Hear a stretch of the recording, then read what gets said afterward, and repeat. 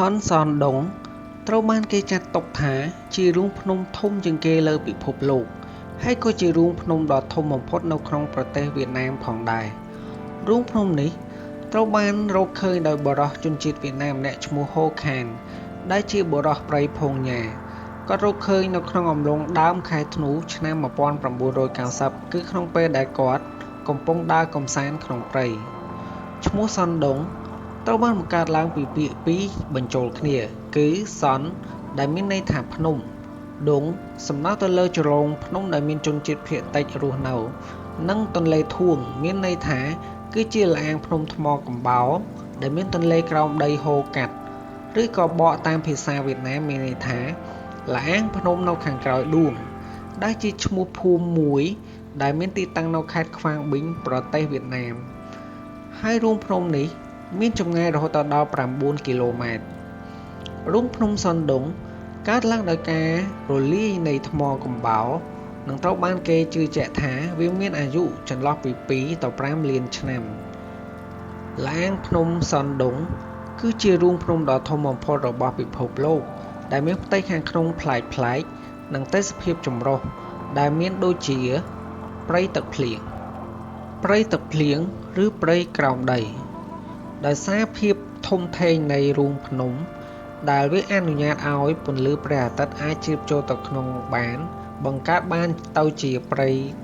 ដ៏ខៀវស្រងាត់មួយដែលមានដើមឈើគ្រប់ប្រភេទនិងសត្វប្លែកៗរស់នៅផងដែរទន្លេក្រោមដីគឺជាទន្លេដ៏ហូរកាត់រូងភ្នំគាំទ្រជីវិតចម្រុះ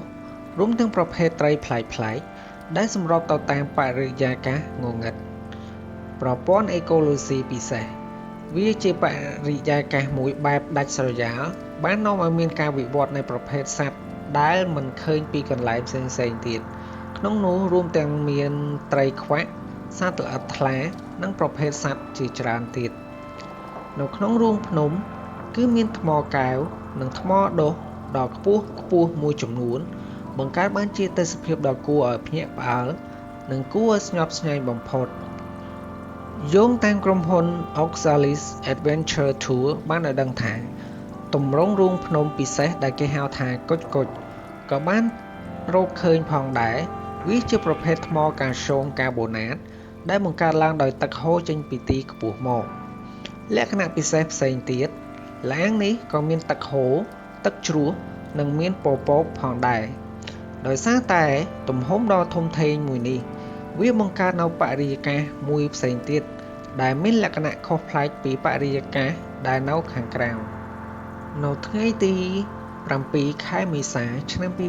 2009លោក Hokan បាននាំក្រុមបេសកកម្មរុករករូងភ្នំរបស់ចក្រភពអង់គ្លេសនិងវៀតណាមដឹកនាំដោយលោក Howard Limburg ដើម្បីធ្វើការវាស់វែងរូងភ្នំហើយលោក Peter Manap គឺជាមនុស្សដំបូងដែលឈានជើងចូលរូងភ្នំនេះមុនគេនៅថ្ងៃទី14ខែមេសាឆ្នាំ2009រូងភ្នំនេះត្រូវបានគេដាក់ឈ្មោះនិងប្រកាសថាជារូងភ្នំធម្មជាតិដ៏ធំបំផុតក្នុងពិភពលោកដោយក្រុមបេសកកម្មអង់គ្លេសនិងវៀតណាមនៅថ្ងៃទី17ខែមីនាឆ្នាំ2010ក្រុមអ្នករុករកបានចេញពីរូងភ្នំដោយបានបញ្ចប់នៅការស្ទង់មតិដែលមានប្រវែងជិត9គីឡូម៉ែត្រនិងបរិមាណ 38.5 លានម៉ែត្រគូបឡាងសនដុងត្រូវបានទូរទស្សន៍ National Geographic TV ប្រកាសថាជាល្អាងធម្មជាតិដ៏ធំជាងគេក្នុងពិភពលោកថ្ងៃទី31ខែមីនាឆ្នាំ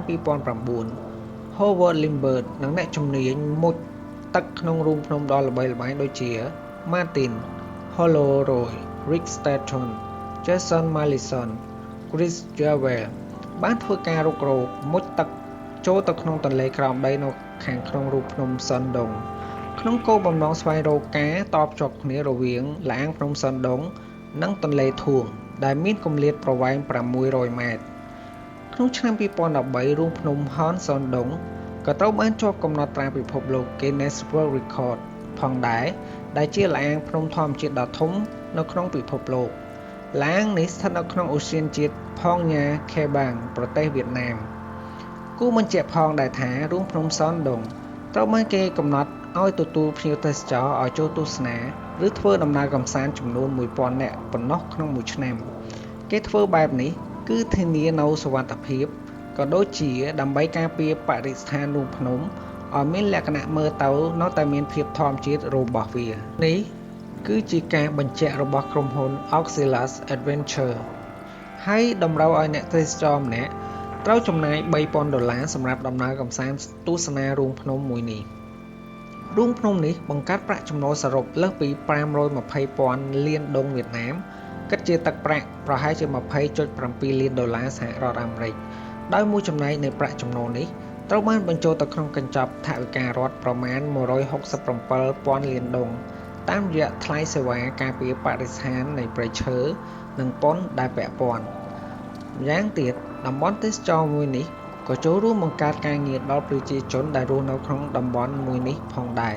សូមអរគុណសម្រាប់ការទស្សនារបស់លោកអ្នក